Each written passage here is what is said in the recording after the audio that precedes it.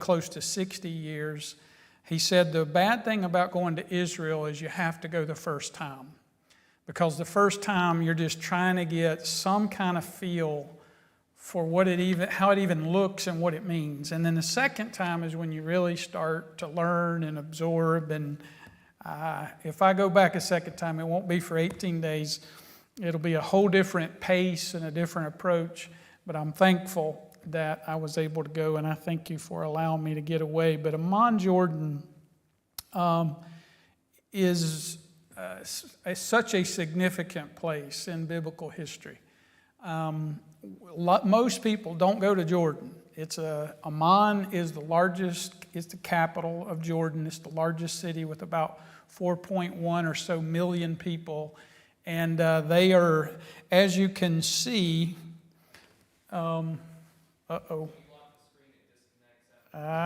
okay. We will try this again. It was showing connected. Try it again. Okay. Thank you. So, Amman, Jordan is the capital, largest city, 4.1. And as you can see, they live on top of each other. It's a typical Middle East city. They are very friendly to the Americans. They're very cordial to the Jews. And there's a relationship there that is in many ways tied to tourism. It's a big part of their economy. So when we went down to a few sites, there was a guy that ran tourism for that district, and he came out and he said, the Americans, first of all, there's an agreement. There were millions of dollars, I think $7 million they gave to just this one park we did. But he said, we love the Americans, we thank the Americans, and you're 25% of our economy. So just imagine being in that village or in that district and having 25% of the total income coming from Christians who come to these biblical sites. But Jordan is not necessarily, Amman of all cities is one some Christians go to. We went to places that only a billy goat's going to go. And you just scratch your head and you learn and you know why. But you can see a little bit of the landscape. This Amman Citadel is a very historical biblical place. And this was day one after we arrived and got a little bit of sleep. This is where we went early in the morning. And this is a pastor, a church planter in Scotland named Jason. This is his daughter, Andy. I think she's 15. They're a precious family. And but I want you to see the Citadel. And this is downtown, right in the middle of all these homes and banks and stuff. Here's this site. And I want you to see to this end where it starts to go up. And I want you to imagine Uriah being killed in that very place when David had him put to death. When David said, send him to the front and have him attack and die on the battlefield. When word came back, it was right in this area where he would have been killed. You can see this ruin, this dig. It's called a tail, and a tail means that it has a foundational wall that is built up. And what happens is, it's very simple, really. If you decided to build a house where your grandparents and your great-grandparents and even further back where they were, what you would do is you go down and destroy everything down to the foundation. You wouldn't just build on all that old rotted board and the ruins and the cracks. You would go down to the foundation. So what happens in a tail in a ruin is we see a strong foundation, and then we see walls that are still were existing when they built, and they built on top. And the interesting thing is, wherever you go where there's a credible reference to a biblical event, you'll always find pagan altars on the very top. Because see, there's a movement, and has been from the beginning, that where there is a biblical event that especially the Jews could point to and say, that's our heritage. That's our claim on this land. What happens is they would come in and they would build on top of that pagan altars. And then in the Byzantine era, there was a movement to come in and build Christian churches on top of that. And then now what happens is they turn into a dig, and a lot of times what they do is they dig off the top, and what happens is it makes a mound, and that's a tail. And when you see a dome-type hill out in the middle of nowhere, that's a tail. Underneath that is thousands and thousands of years of Christian heritage and history. And they don't want that dug up because that's going to point to the Bible. That's going to prove what the Bible says. And the only reason we care about those rocks and that dirt is because of the Bible. If it wasn't for the Bible, who would care about that rock and that hill in Ahmad and Jordan? I wouldn't. The Jordanians wouldn't. But the Christians are drawn to this spot to find truth or to find visible facts, not to make this true. This makes that true. And this is why we care. So imagine that's the place where word was sent to David and where David was told the man is dead. And this is the place that David would have rode to and traveled to in order to receive the victory and the spoils of this battle. This was day one, the first thing we did. And I stood right there and I had just preached on one decision from destruction. Just a couple of weeks before that on a Wednesday night or a Sunday night, we had went through that scripture and I just stood there and I said, man, I wish I'd have waited. I wish I had just waited and talked about this, but this is a very significant site. What we see is a lot of Roman influence. And so when you dig down and you find something that was pagan, that was conquered by Joshua, for example, and the conquest that took about 7 years, what you find there is when Joshua and the Jews moved in, and it was a pagan people, they destroyed the idols. They took the temple, they destroyed the idols. Most of the time they burnt the cities, but they broke those little idols up in little pieces. And I cannot believe I did not bring my hardware that I picked up off the dirt and carried around. I have a made ball for a sling like David's. It's about that big, perfectly round. I've got two smaller ones that I got from the Brook of David that are very special. And I have a piece of pottery from Sodom and Gomorrah.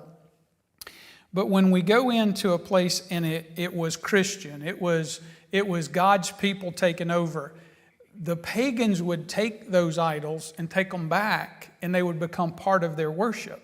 They didn't say, hey, that's a bad idol. They said, what we need is the power that idol offers. And they would bring that into their worship, and they would build it up, and it would become, in their minds, more powerful, more diverse. But when God's people took a land, a people, a city, a town, for God's honor, they destroyed the idols. And you find those little pieces of idols broken up. And that's when you know, when you go to Tel Dan or Hazor, where it was burnt twice, you find those idols crumbled and they're underneath a platform. You can see some of them. They built a deck over some.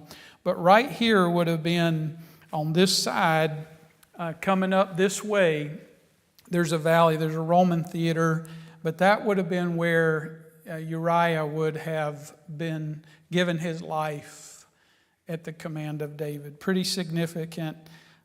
This is the Roman theater. You get a little bit of scale. Those little dots there's some people down there in the middle. To look at this from that hillside at the Citadel was breathtaking. Just look at how the people live right there where all of this history is, and it's been dug up. And this would have been a theater where they would have had performances. There's a courtyard there. There's the Roman pillars. Those would have had capstones on top of them. You'll see that in a minute. But this was a very special place to start with. And in the citadel, over here is where we were just looking, to your right. And this is the Temple of Hercules. They think that an earthquake destroyed this. This was being built to worship Hercules, to honor him. There's a part of an elbow and an arm right here. This thing is huge as you see the people compared to it. That's how big this was going to be. And again, this is just the different empires that came in. There's Assyrian, there's Babylonian, there's Greek, there's the Byzantine era that came in. But quite a work of progress, I guess you could say. This has been the Chaldean Empire on top of that. And then we went to Jerash, or Jerash is G-E-J-E in our spelling. But as you walk up from the center, this is what you see. And there's this huge entrance going into Jerash. And you see the Roman handprint all over this. You see the Byzantine church era, where think of the Roman church, think of Crusaders. This was just all over everything. And I want you to see this. This was pretty significant. This is the east gate. I think this is reconstructed in some ways. And even the stones kind of tell us that. But there's a 3-gate system. And this 3-gate is consistent when you go to Jerusalem and you go to biblical sites. There was a 3-gate site. There were, when Solomon built a city, he had 6 gates that he set up for defense. He didn't live there. Those were defensive cities. And when you build when you decide where you're going to build a defensive fortress, where you're going to point your palace, there's 2 things that matter. You need to have good visibility and defense, and you need to have water. And those are the 2 things that we always see. But in this gate system, one of the most significant things, and this is the Arch of Hadrian, or Hadrian, some people say, is there's a star. And this was for deity. And in Jerusalem, and a lot of the sites where you see where Christ was and where Christ either was tried or honored, you'll see a star. And this links back to some Old Testament references. But you can just see how grand this is. That's Josiah. He's going into the ministry. And then this was a temple that was built. And you can see how big it is. You can also see, if you look, there's this gate. And there were men up there, and they were selling Roman coins. And they were up to no good in a lot of ways. These sites mean nothing pretty much to the commoner. They're sites that can be exploited for money. And we got up there, and they had a lock on the gate. Here you see a capstone. So you see that big stone? They had big cranes that they were going to try to do some things with, but you see where that used to be. That's the capstones that the Romans would put in.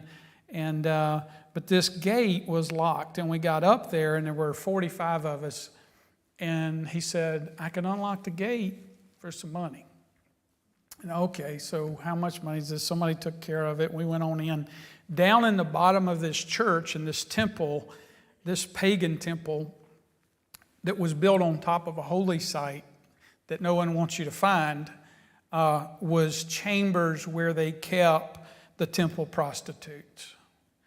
And most everybody went down in there. I started down in, I got to the beginning of the tunnel, and I looked in there, and I just said, I don't think I want to go in there. I just don't. I think it's going to be stone rooms, and it's going to be dirt, and I get the picture. So I went on out. They came out the other end, happy as they could be, had to crawl around half the time, and it was some adventure. I'm a little too old for that. But it was a grand place to be and to study some scripture. This was where they would have had things, they would have enjoyed seeing Christians killed by the lions, ripped apart. This is what happened here. And you can see how tall the walls were. That's so the animals couldn't get out and the people couldn't get out. And And this was a grand, huge place. The gates would have been down here on this end, but you can just see that when it came to the Romans, they, and really all the empires, they didn't waste or didn't spare any money on leisure and entertainment. That's what their whole culture was about. The arts and entertainment, and seeing Christians die was part of the entertainment. You can see a little guy with a storefront, got a table, and he's selling stuff right here. That's what it's all about. This would have been the Grand Corridor. And you can see how the Romans and how the empires built these cities. Everything was grand and large, and it went into a central place. And this would have gone in, the temple was to the left, and this was just an intersection of these things that just kind of take your breath when you look at how big and amazing they are. And again, that's the temple. One of the things we did is we went to Jacob's Well. And that was interesting. We got rocked off the campus, so to speak. We went into a place to see a site, and there were some little boys about this big, and the guy told us, said, nobody comes here. And when we do, if those kids get out of school, we're going to get rocked. Sure enough, we were watching, and I saw the little boys heading up the sidewalk, and I saw them chatter, and I said, oh, here we go. And they started throwing rocks. And they rocked us until we finally, somebody had to intervene and get us out of there. But part of this was we were riding down a road, looked like your street, with a bunch of businesses on it, and you stop and there's a church, a Byzantine church. And just like is always found, in the very bottom of that is a biblical testimony. And what has been built is on top of that, and the Jews want to discover things so that they can prove the land belongs to them. The non-Jew, let's call it, the ones who are against God's agenda, what they want to do is cover it up. So there's archaeology reports where back in the 50s and the 60s, and even before then, 30s in some cases, these sites have been dug up, but they covered them back up. Now, just imagine how crazy that is to us. We went into, actually, it might have been this city, I can't remember, and we're just walking down the street. There are people, it's their balconies, and we're saying hello, and we're walking by. There's 45 of us, and in Israel, 100 of us, and we're walking through people's yards to see olive presses. And there's olive presses from the biblical times in their backyard, and they're just laying on the ground. And they don't really care if it doesn't serve their purposes. There are 2 Christian archaeologists left, and I was with the top guy, Joel Kramer. And this is Joel, and we're riding down the road. We pull the buses. They've been rocking us. We get off the buses. He said, we're going through that door, and we're going to a special place. He takes us down in the bowels of that church, a Byzantine church, and there is Jacob's Well. And this was one of the best things that happened. It's not going to let you hear it. Okay. Sorry. You want to hear it. It matters what we hear. Okay? Verse 11, John 4:11. Sir, the woman said, you have nothing to draw with, and the well is deep.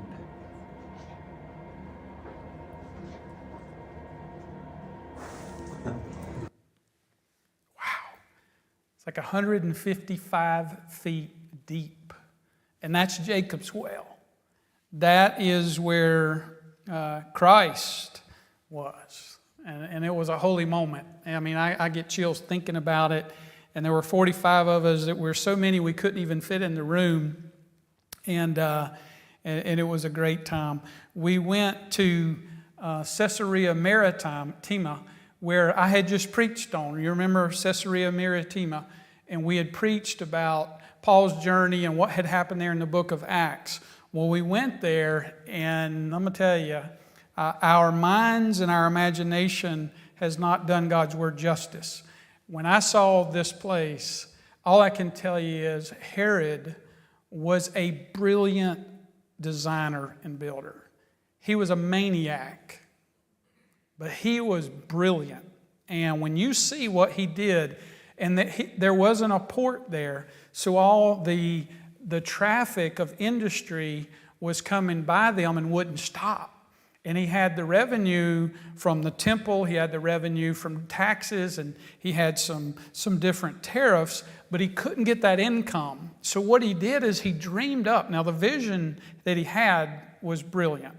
And he designed this port in Caesarea Maritima to be this large port that would then be a stop-off point, and he would charge, of course, for that. They would bring the commerce and the taxes and the money in.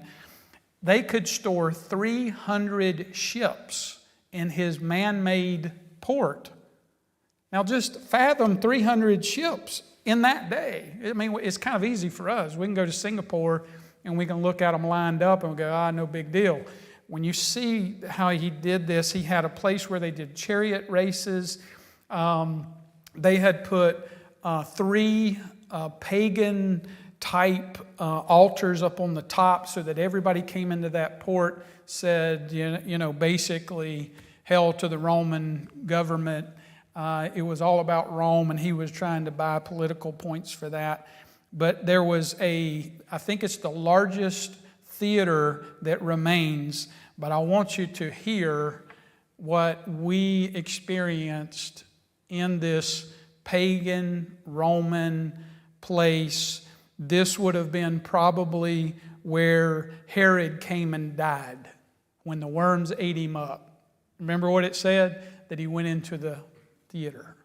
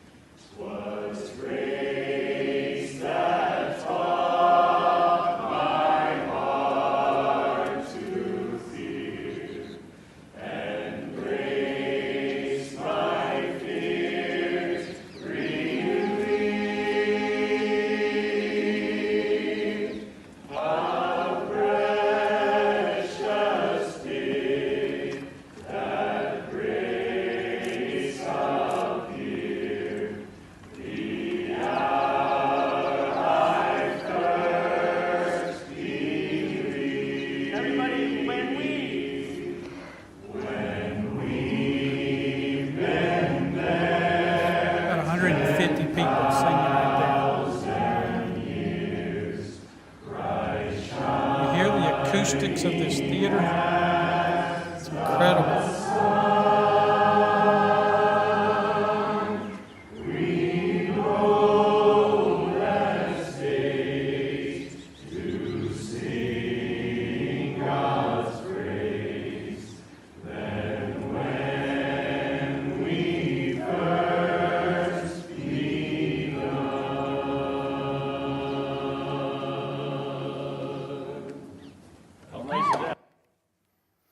That was a special time when you think about what it was built for and what it was used for, and wickedness being exposed there and God dealing with it, and then to have God's people so many years later come in there and just a group of people from all over the world saying, let's sing Amazing Grace. And there was a pastor there in the middle with the gray shirt on. He is from Colorado. He's a church planner and a great man of God, and he was the one who felt led to do that. And that was not my video. I was sitting to the right of this lady named Charity.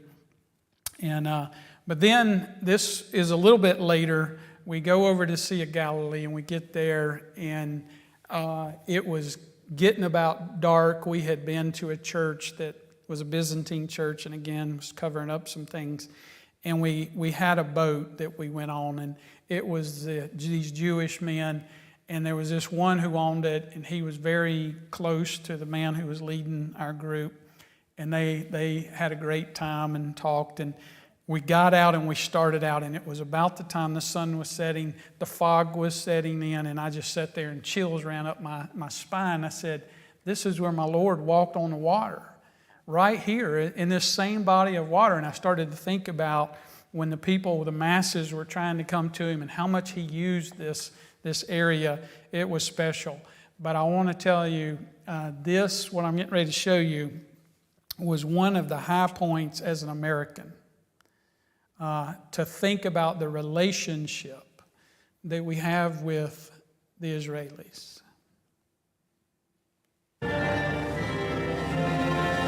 Sea of Galilee.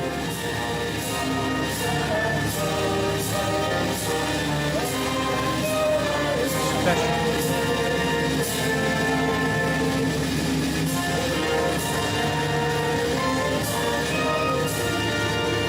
The owner is right under the American flag.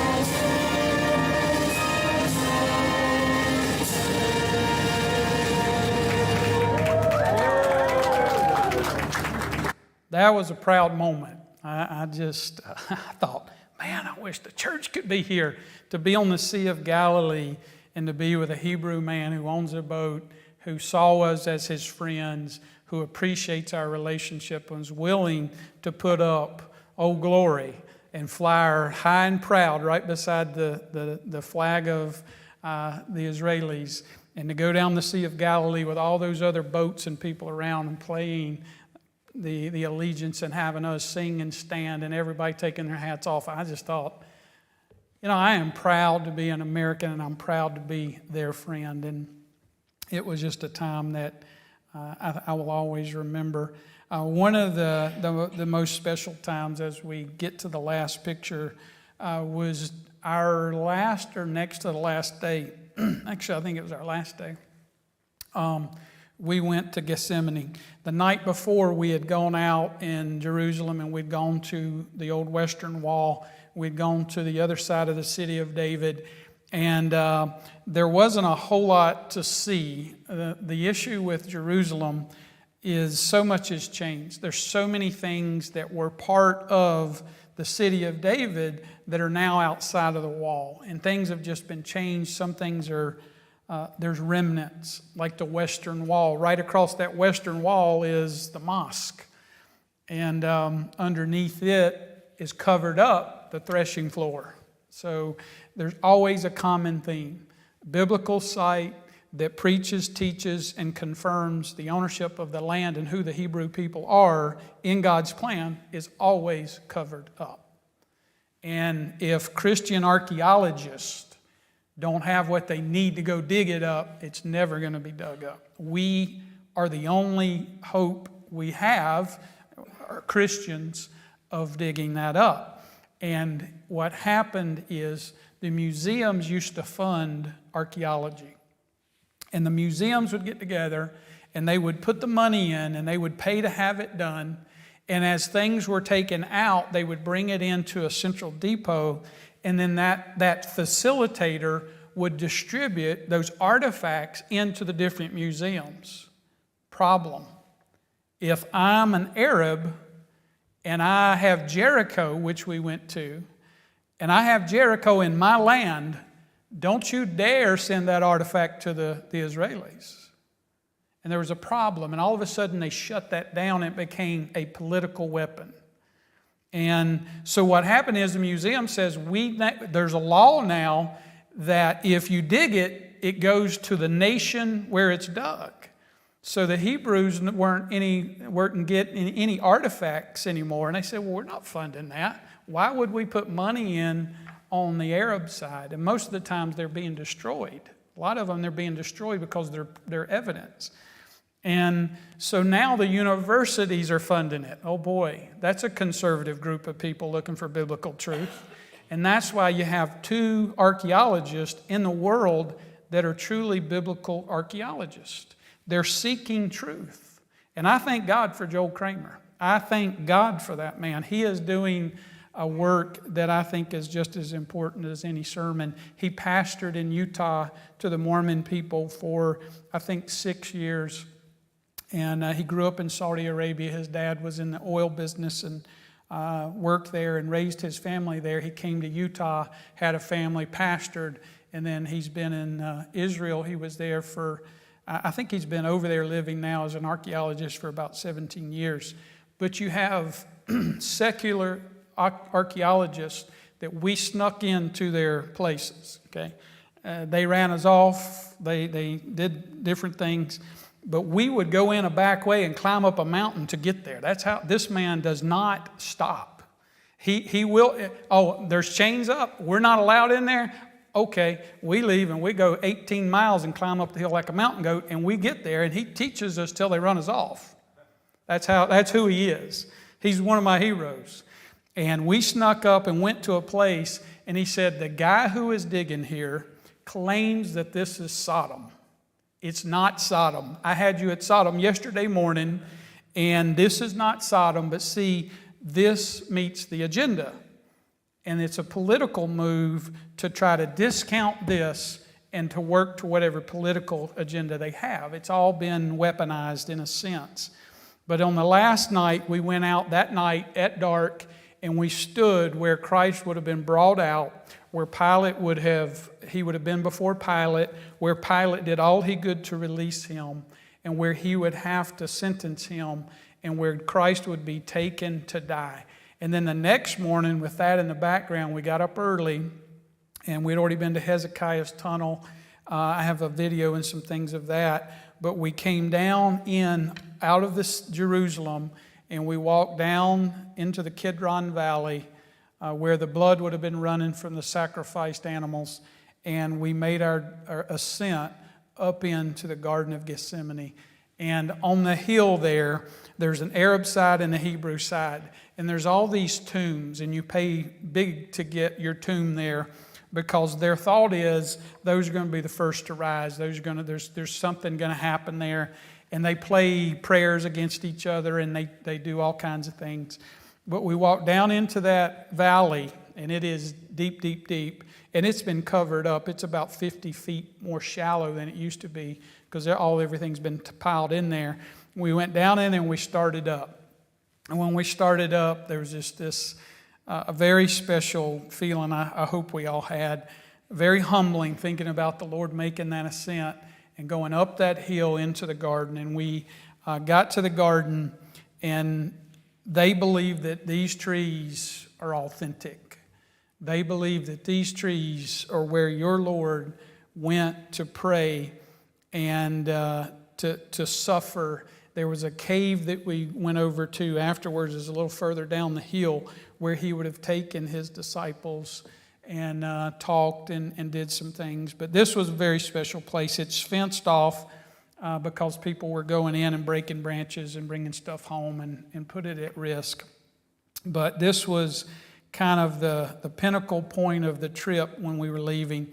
The last thing I did tourism-wise and site visit-wise was to go to Gethsemane, and then we broke off and had that afternoon free. But special place to just think about what happened there and what it means in our faith. But I hope that gives you a little bit of idea. That was maybe one day. That's actually less than one day. We'll have to do some more work and put some things together. But any questions? I doubt I can answer them, but I'll make it up or either call on somebody else. Yes, ma'am.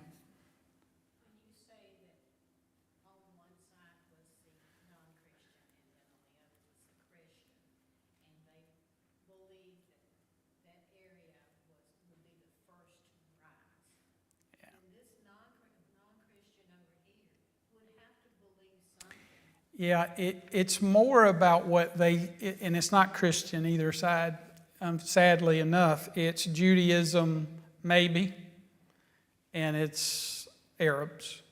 And when you're in the old city in Jerusalem and you're looking out, there's quarters of the city. There's a Christian quarter, Then there's a Arab corner, there's a Jewish quarter, and then I don't remember what the other one was. I didn't go there. I mainly was in the Arab quarter and some in the Hebrew quarter. The Arab quarter, there's a man there that used to be a PLO officer, was locked up and imprisoned by the Jews for many years.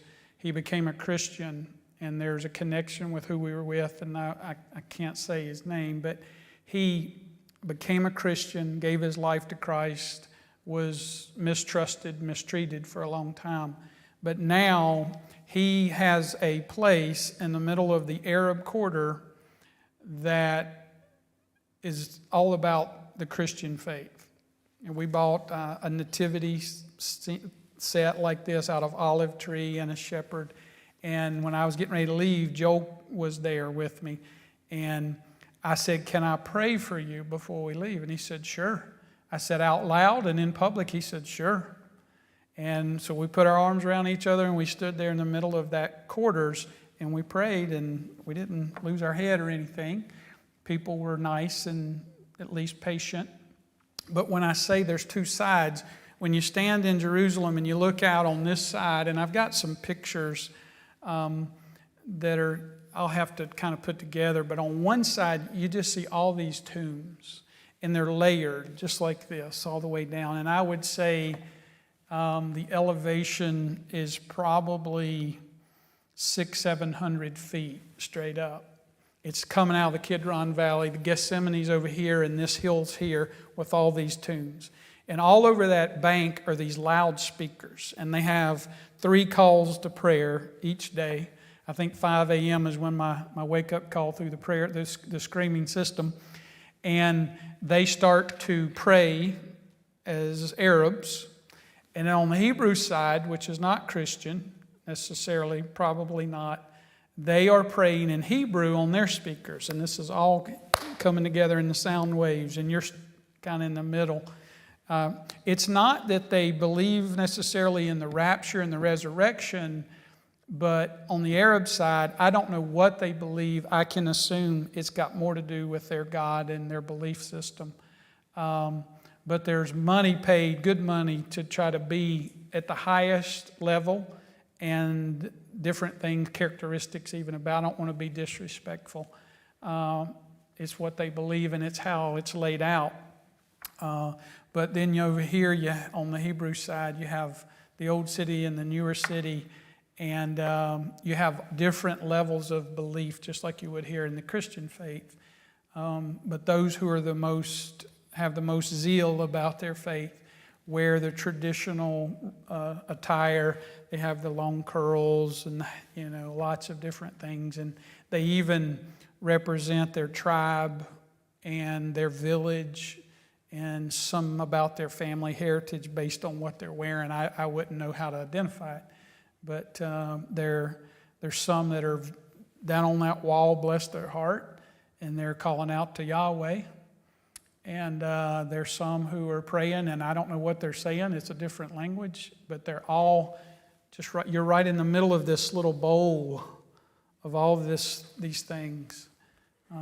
What they believe about what's going to happen on that hillside, I don't know. Maybe it's after the Messiah comes and they believe in the resurrection. I don't really know. Pretty interesting place to be. Any other questions?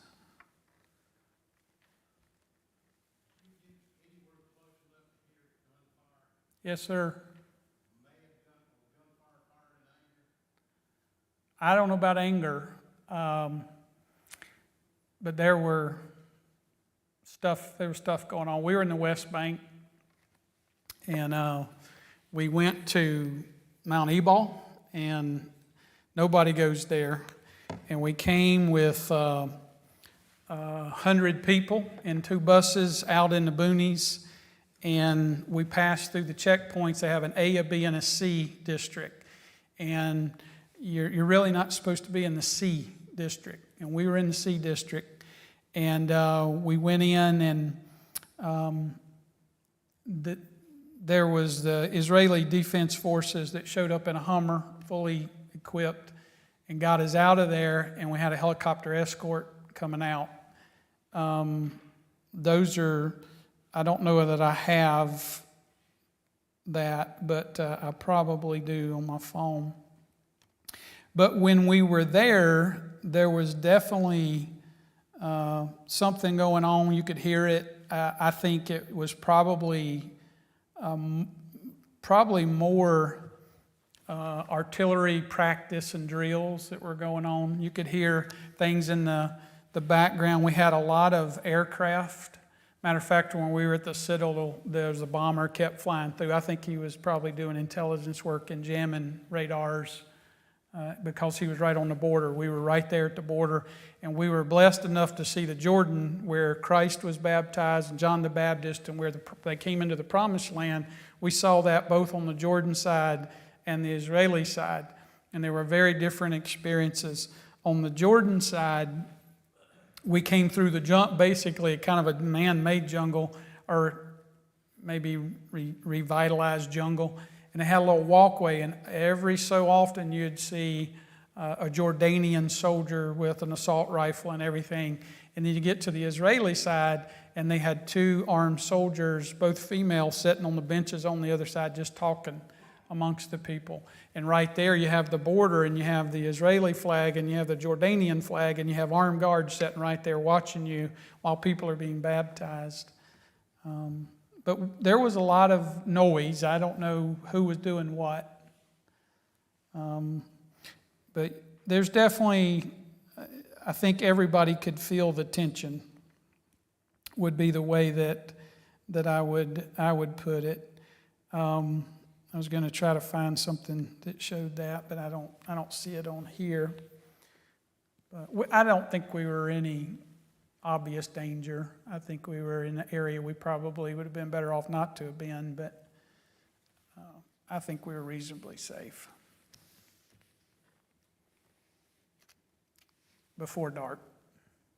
There's a few places I wouldn't have wanted to hang around till dark. The only time I was concerned is we were in the market where the 4 quarters come together, and we were walking, and we were looking for Eli, who makes these scrolls, Isaiah scrolls. And we had been told 10 different ways to find him, and we never did find him. But we were down, and we got deep embedded into the local Arab community. And nobody was mean or rude or anything, but you could feel the tension. And as you got deeper and deeper and deeper into it, you could just sense we're no longer in the tourism area. We're kind of getting to the raw of it all. And there was a group of Jewish young boys, and I mean probably 14 to 20, give or take, and they had their attire on. And of course, they're celebrating, and they're in a circle with their hands around each other's shoulders, and they're going around a circle singing in Hebrew this Jewish song. And they're right on the edge of that. And we're caught in the middle of it.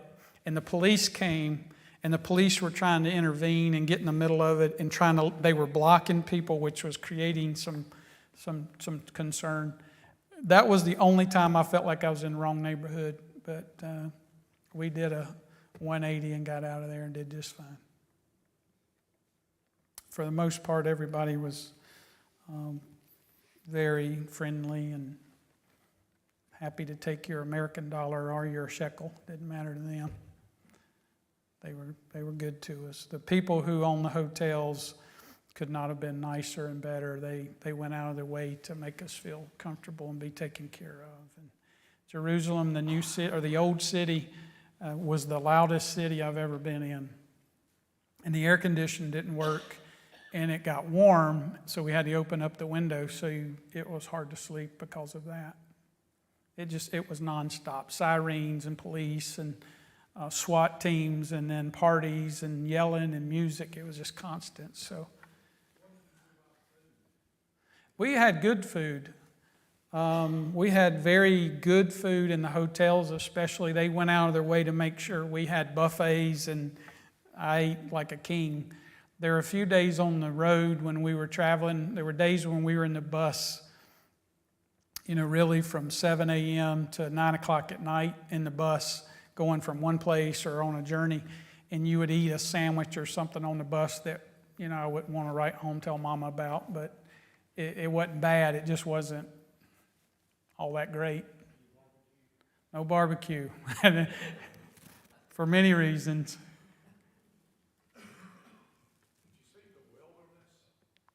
We did. Yeah, the Arab side, the word Arab means desert. It's desert people. So when we were in Jordan, that was one of my favorite things about Jordan, is it was untouched. And when you went into Jordan, you could feel how authentic it was. I mean, you could stand on the mountaintops and say, okay, this is where Esau came together. This is where Gideon said the tower. This is where Abraham brought the people. We had a problem there, military problem. We weren't supposed to be there, and they had guard shacks, and they finally got out, and they held us and detained us for a while, came on the bus, but we were fine. But that was one of the things I loved about Jordan, is it was just, you could picture it in biblical times. When we got to Israel, there were some sites like that, like Masada was a great one, Jericho was a great one. But when we got into Israel, when we were in Jerusalem, it was hard for me to connect with biblical times other than the rock, the physical part of the walls and the roads and all of that. But when you really looked at how commercialized and how busy it was hard to feel like you were standing in a chapter of the Bible. There were other things that were great about it, but for the most part, if I had to pick Jordan or Israel, that would be a hard pick. I may go the Jordan side, and that sounds weird, but from a biblical history perspective, it was just totally different. You just had to get in the mindset that you're no longer standing in the desert, that you're standing in somebody's backyard. And they're living there. Like the city of David, where the pool of Siloam is there. We came out of Hezekiah's tunnel, and we came down out of Hezekiah's tunnel, which is a miracle that they were able to do what they did. And we came out of there, and you had the tomb of David over here. So we went around to see the tomb of David. We had to climb down and back up. And when we got there, there's the tomb of David. And you know what's in front of it? An old couch. And I said, what do you mean? I didn't come all the way to Israel to see somebody's couch. But they don't care. That's the saddest part about it. For the most part, it's just an attraction. So covering it up or keeping it covered up in a lot of ways really doesn't matter, because, and I'm not beating up on them, it's just a fact, at least it appears to be, and what I've been taught is they're just so detached from that part of their life and legacy. A lot of them have just kind of distanced themselves, and it's just another place. But to have an old beat up couch where people are sitting for entertainment at the front of what they call the tomb of David was just, still shocks me. But the desert, the Arab people, you just feel like you're living in the time. If it wasn't for the cars, I think camels and donkeys and sheep everywhere. Don't ever let anybody tell you that the shepherds aren't busy in December when it's Christmas time, because they are everywhere. Everywhere. I got to walk through 2 herds. Had one follow me out up a little mountainside, which was kind of cool. They weren't sweet like you. They were ornery sheep.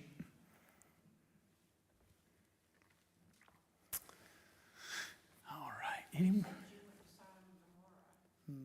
Could you still tell that it was truly Sodom and Gomorrah? Yeah, there's no doubt. It's probably the clearest testimony I saw. When you go down by the sea, and all of a sudden you feel yourself go down into the sea area, and you're riding along, and all of a sudden you see desert. It's just barren. And you get to a point, and it's almost like somebody took a pen and drew a line. all of a sudden it's green and plush. Same space, it's just green. And you think, well, what in the world is going on? There's gardens, there's farms, there's nurseries, there's lawns. And you get into the middle of that, and you pull off the road, and you go down this little road into a neighborhood, and there is Sodom. Nobody cares. And you get out, and it has a little fence about knee-high around it. I don't know what that keeps out. And you go in, and you climb up on the hill. And I had peeked ahead and done some research, and I knew what we were looking at. Everybody was like, what are all these holes? And they're holes about this big, about twice, maybe 3 times that large. And the terrain is just like this. It's just mountain desert or hilly desert. And you stand there, and as far as you can see, all the way around you, it's barren. You're in the middle of this green, plush area. It's not on the peripheral like God just missed it. Right in the middle is this barren spot. And there's 500,000 graves that are about this big, and they're about that deep.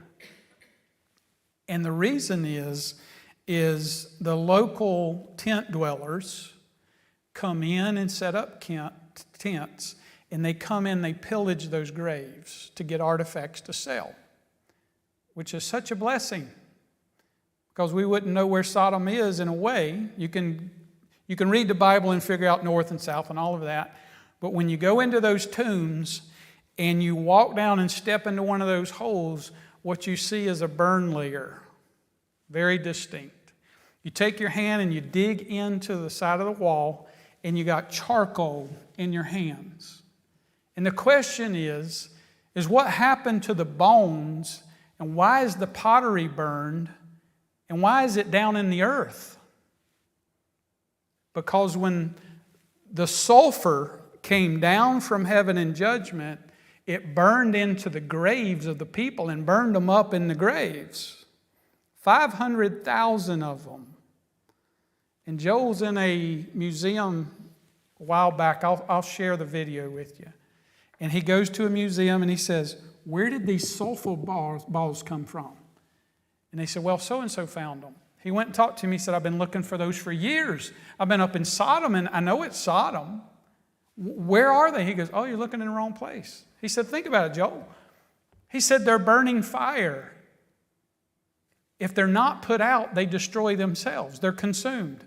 Go down to the water where the sulfur balls went into the water, and it put the fire out, where they went to the bottom of the sea and they crystallized and they've been preserved. He said, then come talk to me. So he goes down and he's digging in the ocean, and there's the sulfur balls from Sodom and Gomorrah. And he takes them and he burns them, and we burnt one on the field. You talk about stinking. But we watched one burn right there, and he said, that's why there's no sulfur balls found here on the ground. They went into the graves, they burn up, but they burnt those bones and they burnt that pottery, and the land is burned. And he said, but then we went over to another place, and they were preserved where the water had drawn back. Those sulfur balls were in the dirt, and they started digging them out of the side of the mountains. And I heard we brought 3 back. I'll leave it at that. And they're right there. And he says, but while you stand here, I want you to think about something. All this time, look around you at all the green and the plush and the building. Why did no one build on this spot? Because it's Sodom and Gomorrah. And God said so. There's no logical reason in the middle of this spot that they wouldn't have built a city and homes and businesses and farms. It's still desolate. And right that deep into the dirt is proof of judgment. 500,000 graves. Don't ever doubt your Lord. Joel said this. He said, John, since I came to this place and started digging up, I have never been ashamed of this. And I've never been intimidated, because this is true. And that's what I would say about the whole visit, is just a constant testimony that what God has given us in His Word is crystal clear and it's true. And if I didn't see it any other place, Sodom and Gomorrah was the top place where I just stood and went, man, how can you deny this? But you have secular archaeologists right down the road claiming that hill is Sodom. It's not Sodom. You're standing in Sodom. All right. Father, we thank you for our time together. We didn't study a whole lot of Scripture, but Lord, we just relish and cherish and Lord, appreciate the time we have together to talk about your land and your book. And they know the Scripture that is attached to a lot of these places. But Father, I thank you for the time you've given us just to share a handful of things out of thousands of things, that we could take those home tonight and through this week. And we would just continue to hear that voice that just tells us that our word is true. This word is absolute true and cannot be denied. We don't believe it because we saw it. We have the faith to believe. But standing in the dirt, in the desert, and in the city and experiencing these things gave me such a boldness about your word and these stories and these places that I could not have imagined beforehand. And I just pray that would be contagious. I pray that it would be transferred to your sweet people here, that we would all just grow closer to you and long to know more about your land and your people. It's in your precious, most holy name we do pray. All God's people said, amen.